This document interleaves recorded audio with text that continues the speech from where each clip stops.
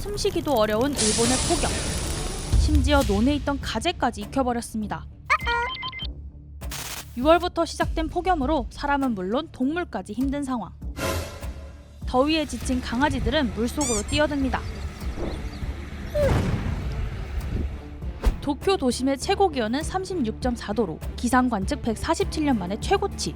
가장 덥다는 7, 8월에도 도쿄의 평균 최고 기온이 31도 정도였는데 6월 25일부터 9일 연속으로 최고 기온이 35도를 넘고 있습니다. 일본 수도권 인근 지역은 6월 최고 기온이 이미 40도. 잠깐, 40도가 얼마나 더운 건지 감이 안 오시죠? 한국이 더위에 혼쭐 났던 2018년 여름을 떠올리시면 됩니다. 7월 초 시작된 폭염이 31일이나 지속돼 역대 가장 긴 폭염을 기록한 해로 남아있는 2018년.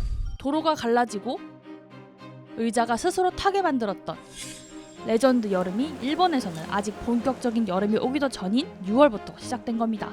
일본 경제산업성은 예년보다 일찍 시작된 더위로 높아진 전력 수요를 감당하기 어려워 전력 수급주의보를 발동했습니다. 사실 일본은 폭염 이전부터 전력난을 겪어왔습니다. 2011년 후쿠시마 원전 사고 이후로 원전 전력 비중이 줄고 화력발전소 시설도 노후에 전력이 부족한 상황인데 올해 장마도 일찍 끝나 수력발전을 통해 부족한 전력을 공급하는 것도 여의치 않죠. 기시다 후미오 일본 총리가 원전과 화력발전소 재가동을 검토할 정도로 전력이 부족한 상황이지만 사람들에게 쉽사리 냉방기기를 끄라고 하지는 못합니다. 폭염으로 일사병, 열사병 같은 온열 질환자가 늘어나고 있기 때문입니다. 하루에 100엔인 열사병 보험을 드는 사람도 많아질 정도죠. 의사들은 제발 일정한 거리가 확보된 야외에서는 마스크를 쓰지 말라고 경고까지 하죠. 냉방기기 끄기 대신 일본 정부가 소개한 절전 방안은 조명 끄기. 에어컨을 켜야 한다면 형광등 불은 끄고 일을 하라고 말이죠. 매장에서도 진열된 가전제품의 불을 끄고 옥외 간판 조명도 끄고 있습니다. 기상학자들은 냉장고를 자주 여닫지 말라는 조언을 합니다. 직접적인 절전 방법 외에도 냉방기기 없이 더위를 피할 수 있는 방법을 알려주는데요.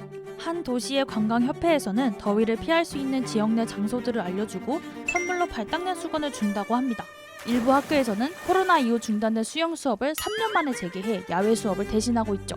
하지만 이런 대책들에도 불구하고 사람들은 수많은 온열 질환자가 발생했던 2018년 폭염과 같은 상황이 반복될까 걱정이 앞섭니다. 여기에 사람들의 분노 버튼을 누른 절전 포인트 정책.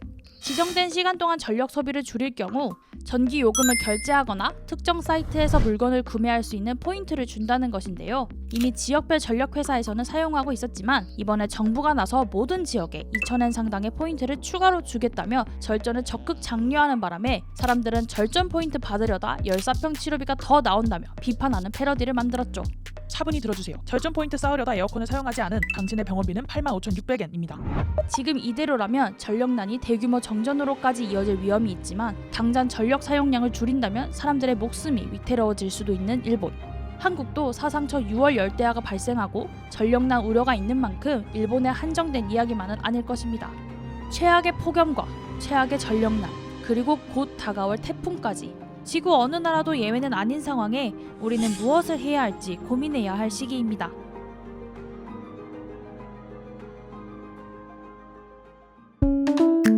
이번 영상을 만든 PD가 추천하는 영상도 보고 가세요.